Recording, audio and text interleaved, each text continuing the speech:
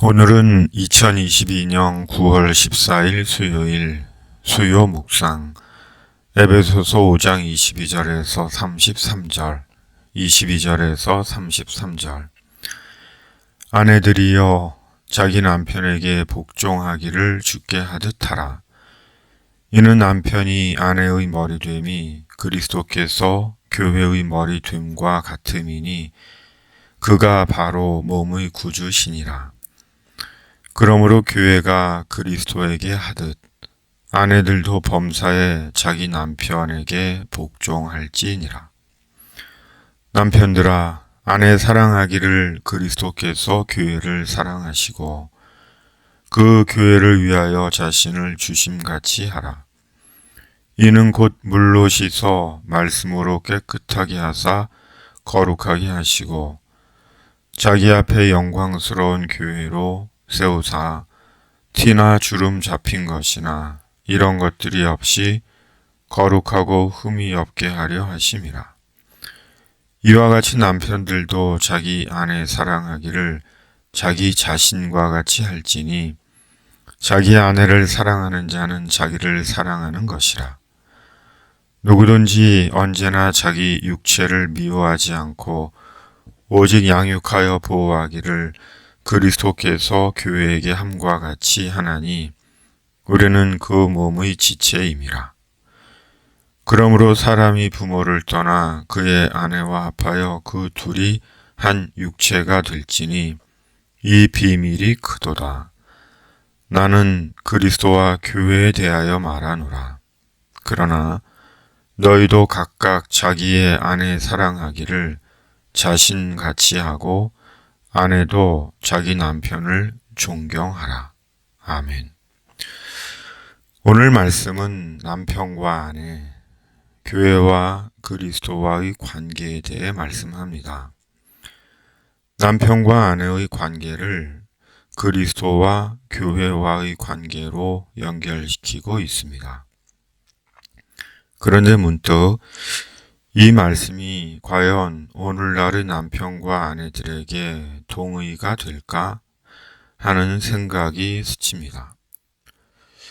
복종이라는 말이 강압적인 강요의 느낌을 받게 하는 것을 볼 때 과연 아내들이여 자기 남편에게 복종하라는 말씀이 아무런 거부감 없이 받아들여질까 하는 생각이 듭니다. 또한 남편들이 아내를 사랑하는 것이야 당연한 것으로 받아들이겠지만 아내도 자기 남편을 존경하라는 이 말씀 또한 아내에게 긍정적으로 수용이 될까 하는 생각도 듭니다. 이미 남편과 아내의 위상과 역할과 책임이 달라져 있는 시대에 남편을 존경하라 말이 쉽게 받아들여질까 하는 생각이 드는 것입니다. 그러기에 어쩌면 복종하라, 사랑하라, 존경하라는 말은 시대에 맞지 않는 의례적인 종교적인 말로 받아들일지도 모르는 것입니다. 오늘날 남편과 아내의 존재의 의미와 역할과 책임은 달라져 있습니다. 그러므로 남편이라고 아내라고 무조건 강요하고 수용하라는 것은 마음의 충돌을 불러올 수도 있습니다.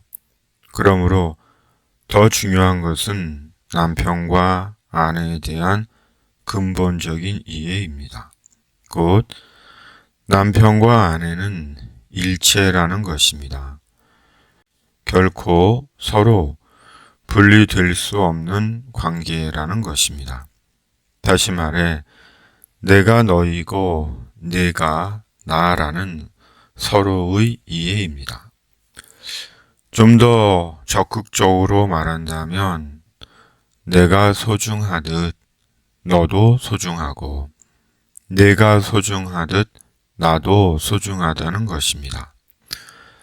남자와 여자의 본성과 특성을 이해하고 한 몸으로 살아간다는 것입니다. 특히 몸의 결합과 관련해서는 나에게 유일한 사람은 너요, 너에게 유일한 사람은 나라는 사실을 결코 깨지 않는 것입니다. 교회는 그리스도의 아내입니다.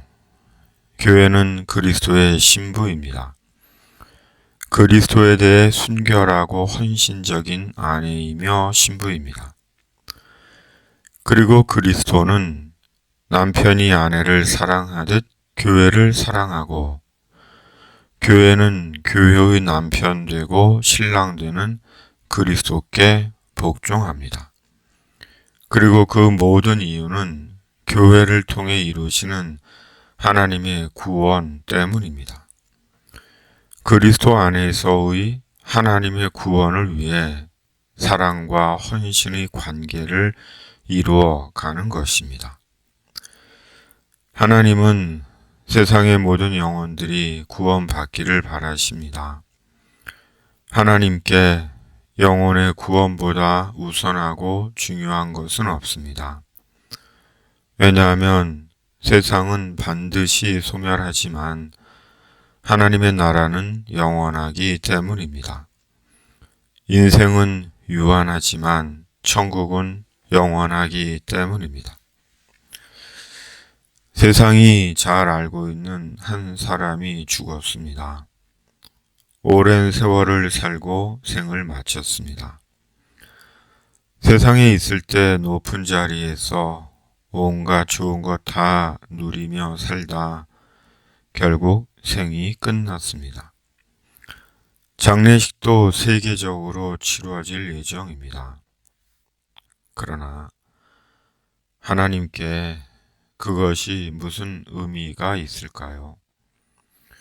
그리고 진짜 중요한 것은 하나님께서 기뻐하시는 인생은 무엇이며 죽음 이후 사람에게 진짜 중요한 것은 무엇일까요? 영혼이 몸을 벗는 연습, 영혼이 몸을 떠나는 상상, 오늘 우리에게 필요한 것이 아닐까 하는 생각이 듭니다. 왜냐하면 우리가 너무 육체적이고 물질적이 되어 있기 때문입니다. 너무 보이는 것에 집착하고 있고 인생이 영원할 것처럼 살고 있기 때문입니다. 빅토르 위고의 레 미제라블의 마지막 내용입니다. 파리의 한 공동묘지, 그 중에서도 쓸쓸한 한 구석의 잡초와 이끼 틈에 몇 곳이 넝쿨져 올라가 있는 커다란 주먹 아래 돌이 하나 있다. 그 돌은 오랜 세월을 지나며 이끼나 곰팡이나 새똥 등으로 덮이고 또 물에 잠기면서 초록색이 되었다가 이젠 검은색이 되었다. 중략. 단지 여러 해 전에 누군가 연필로 적어놓은 비와 먼지에 지워져 희미해진 식구만 남아있을 뿐이다. 그는 잠잔다네. 비록 그의 운명은 기구했지만 그는 살았다네. 자기의 천사가 날아가 버리자 그는 죽었다네. 올 일이 결국 오고만 것이었지. 마치 낮이 지나면 밤이 오듯이. 아멘. 주님, 세상의 모든 영혼들을 성령으로 다신하게 하여 주시옵소서. 이 나라에 주님의 자비와 긍휼을 베풀어 주시옵소서. 이 땅의 교회들 가운데 역사해 주시옵소서. 주님의 이름으로 아멘. 집에 있는 교회 매일 묵상의 집